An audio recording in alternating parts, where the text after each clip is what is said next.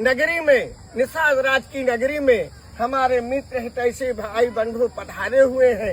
यह ऐसा दिव्य नगर है कि जो कोई आता है मन को हर्षोल्लास कर देता है।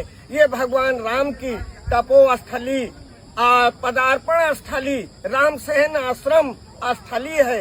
यहाँ पे लोग आकर के अपने भाग्य को सराहनीय कार्य समझते हैं कि हम आज धन्य हो गए, जहाँ पे भगवान राम के और बाल सखा निषाद राज जी की मूर्ति 52 फुट की लगी है।